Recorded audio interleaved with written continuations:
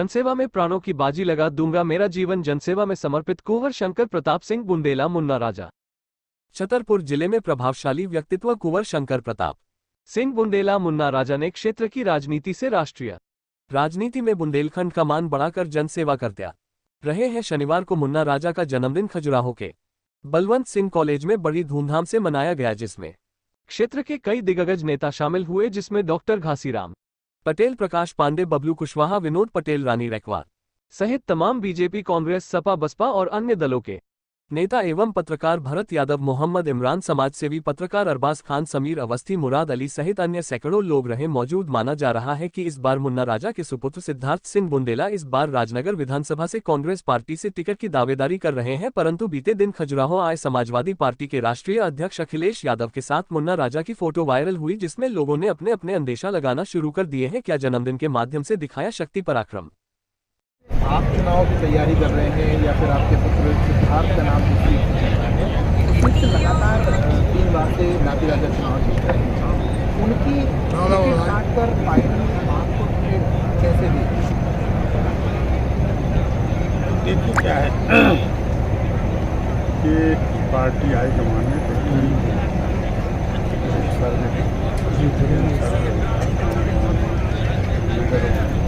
Sir पे हो हम लोग कोई दिक्कत नहीं।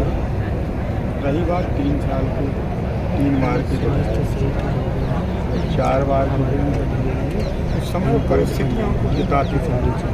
पहली बार हम ही अपनी लेकिन पिछले बार हम नहीं जिता दिया। इसके पहले भारतीय जनता पार्टी वालों ने दमोह के एक ऐसे आदमी को यहाँ पटक दिया, वो प्रतिक्रिया हुई लोगों ने कि नहीं ये बाहरी है, इस वजह से फर्स्ट टाइम जब जीते थे उनकी वजह ये थी कि वो इस क्षेत्र से पहली बार लड़े थे, इस वजह से वो चुनाव जीते। कोई ऐसा नहीं है कि मेहनत करके मेहनत नाम की कोई है नहीं कि मेहनत करें लोगों के साथ।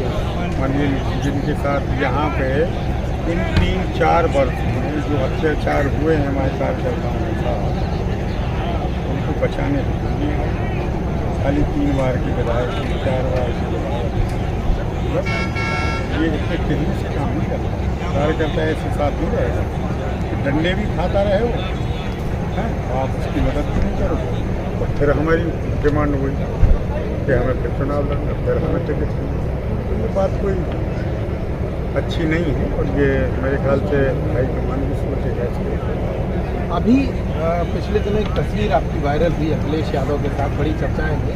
एक तरह से ऐसे इशारा माना गया कि अगर कांग्रेस ने दादा को मौका नहीं दिया तो दादा फिर किसी और दल से चुनाव लड़ेंगे। उस तस्वीर को थोड़ा साफ कर दें। देखिए हम तो खैर नहीं लड़ेंगे पहली बार। रही बात तस्वीर, देखिए इससे संबंध होते हैं जान पहचान, और वो अगर यहाँ पे आया है इतना बड़ा नेता है तो यार ये कस्सी में कम से कम मुलाकात तो मेरे ख्याल से कोई ऐसी ये कोई बहुत बड़ी चर्चा का विषय नहीं है। लेकिन क्योंकि समय इलेक्शन के टाइम का है, इस वजह से हो सकता है उस बात को बढ़ा के चढ़ा के पहुँच गया, लेकिन इस तरह की ऐसी कोई बात है नहीं। लेकिन सीधा सवाल, क्या सिद्धार्थ का सियासी भविष्य हम समाजवादी पार्टी के साथ देख सकते हैं?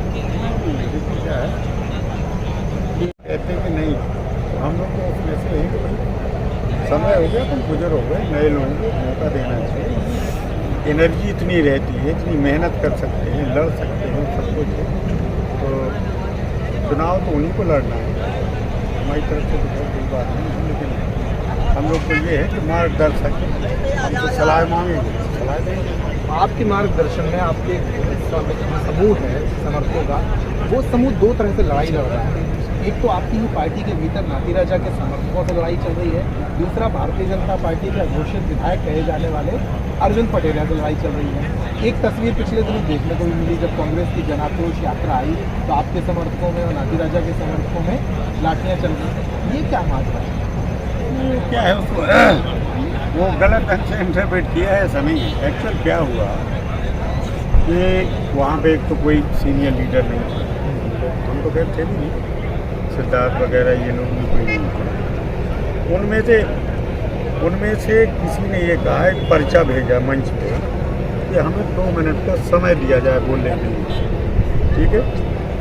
तो वहाँ से ये कुछ नए नए ऐसे नेता हो गए, उन्होंने बहुत बुरी तरह से मना किया, मतलब गाली नहीं दी, वो इतनी तरह से अच्छा मैं होगा बोलो, बस ये सुनना था, नहीं तो मेरे ख्याल से इस तरह की कोई बात थी ही नहीं। उनने उसको गलत ढंग से बोला और बुरी तरह से बोला, इसमें वो लड़के उखड़ गए, जिंदाबाद जिंदाबाद के नारे लग गए। बात नहीं तो हल्ला कर दिया, पीछे नहीं ऐसा डंडा किया, कोई वो लिए थे क्या कहलाता हो, जब लिया उनने ऐसे कर दी। आप लोगों में से किसी ने ले ली होगी फोटो, तो अरे साहब डंडम तैयार हुए, सब गलत बात। लेकिन भाजपा ही तो खुश हो रहे हैं ना इस बात पे कि कांग्रेस ही आपस में ही झगड़ रहे हैं। अरे भैया हमारे घर में लड़ाई हो रही, इसमें खुश होने की क्या बात है, और होते हैं खुश तो होते रहे, तो मौका लगेगा, इस बार मौका है, इस बार निपटेगी। भाजपा ने एक बार फिर से अपना वही दाव चलाया, अरविंद पटेरिया को 5 साल पहले मैदान में उतारा था, 700 वोट से अरविंद चुनाव हारे थे, इस बार फिर से वही प्रत्याशी भाजपा ने मैदान में उतारा है। किस तरह से देखते हैं उनके साथ कांग्रेस का मुकाबला, और यदि सिद्धार्थ मैदान में होते हैं तो कैसा लगता है? 700 वाले कोई नहीं रहेंगे, चाहे वो हारने वाले हों चाहे जीतने वाले हों, रिजल्ट इनके अगेंस्ट आएंगे, चुनाव कोई भी लड़े। मूल मुद्दे क्या रहे इस विधानसभा में, इनको लेकर इस बार वोटिंग करेगी? मूल मुद्दा यहाँ पे तो ये हाल रही है कि गरीब आदमी को कोई पूछता नहीं है, जितने गलत से गलत काम होना चाहिए वो सब यहाँ पे हो रहे हैं, हुए हैं। किसी ने कर कर की पिटाई हो गई, अगर वो थाने में जाके FIR दर्ज करा रहा है, FIR दर्ज नहीं हो रहे उसको, तो उनके जो मूलभूत सुविधाएँ हैं उनकी वो मांग करते हैं, तो उसके लिए उन्हें टाइम नहीं।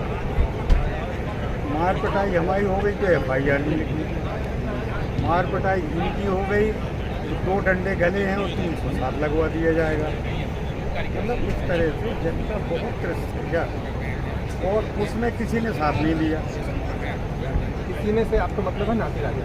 हाँ हाँ बिल्कुल, उसमें क्या बात है, हमसे तो उन्होंने कहा 1-2 बार, हमसे खुद का बोले बड़ा अत्याचार हो रहा है, मैंने कहा तुम भैया तैयार हो विरोध करने के लिए, बोले हाँ तैयार है, तो मैंने कहा चलो परसों करते हैं, थाने का घेराव करते हैं, SDM तहसील का घेराव करते हैं, जरूरत पड़ी तो अपन SP ऑफिस में करेंगे घेराव, कैसे नहीं सुनेंगे, गलत हो रहा है ना।